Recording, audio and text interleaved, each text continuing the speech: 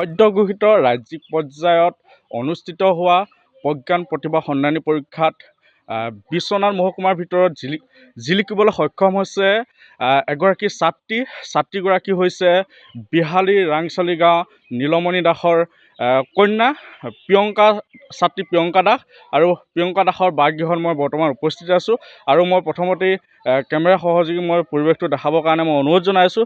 এইগৰাকী হৈছে প্ৰিয়ংকা দাস আৰু যিহেতুকে অসম ৰাজ্যিক প্ৰাথমিক শিক্ষক সন্মিলনৰ উদ্যোগত যি ৰাজ্যিক ভিত্তি যি প্ৰজ্ঞান প্ৰতিভা সন্ধানী পৰীক্ষা অনুষ্ঠিত হৈছিলে আৰু এই প্ৰজ্ঞান প্ৰতিভা সন্ধানী পৰীক্ষাত সুখ্যাতিৰে উত্তীৰ্ণ হৈ বিহালী তথা ৰাংচালি গাঁৱৰে গৌৰৱ কঢ়িয়াবৰ কাৰণে সক্ষম হৈছে এইগৰাকী ছাত্ৰীয়ে আৰু মই পোনে ছাত্ৰীগৰাকীৰ বাসগৃহত যিহেতু আছোঁ মই উপস্থিত আছোঁ আৰু কথা পাতিবৰ কাৰণে মই চেষ্টা কৰিম আৰু বিশ্বনাথ মহকুমাৰ ভিতৰত তৃতীয় স্থান দখল কৰি সুখ্যাতিৰে উত্তীৰ্ণ হ'বৰ কাৰণে এগৰাকী ছাত্ৰী সক্ষম হৈছে আৰু মই ছাত্ৰীগৰাকীৰ সৈতে মই কথা পাতিবৰ কাৰণে মই চেষ্টা কৰিছোঁ। হয়, কোৱাচোন কেনেকুৱা লাগিছে তোমাৰ? ভাল লাগিছে বহুত। ভাল লাগিছে।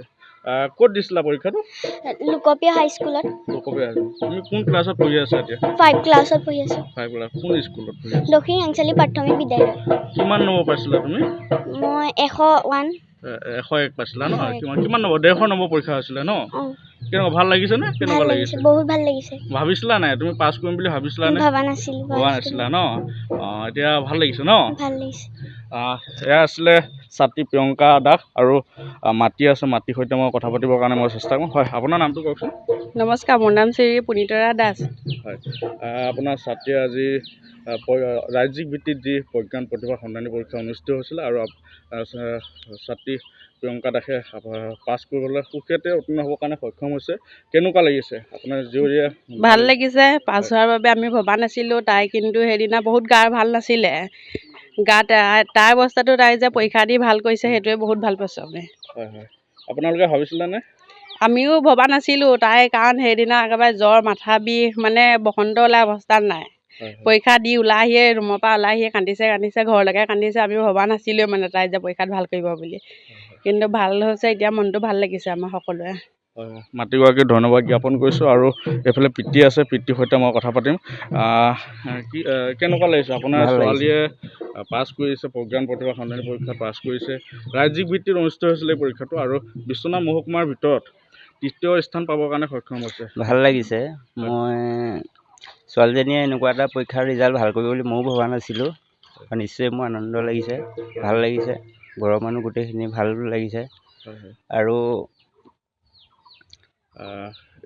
এয়া আছিলে পিতৃ নীলমণি দাস। ভয় লাগিছিলে নেকি তোমাৰ পৰীক্ষা দিব যাওঁতে? ভয় লাগিছিলে অকণ। ভয় লাগিছিলে ন? শুভেচ্ছা জ্ঞাপন কৰিছোঁ, আমাৰ ফালৰ পৰা শুভেচ্ছা জ্ঞাপন কৰিছোঁ। এয়া আছিলে ছাত্ৰী প্ৰিয়ংকা দাস আৰু পিতৃ মাতৃ ভাষ্য। আৰু শেহতীয়া ক'ব লাগিব যে যিহেতুকে ৰাজ্যিক ভিত্তিত যি প্ৰজ্ঞান প্ৰতিভা সন্ধানী পৰীক্ষা অনুষ্ঠিত হৈছিলে আৰু এই পৰীক্ষা অনুষ্ঠিত কৰিছিলে অসম ৰাজ্যিক প্ৰাথমিক শিক্ষক সন্মিলনে উদ্যোগত এই পৰীক্ষা অনুষ্ঠিত কৰিছিলে আৰু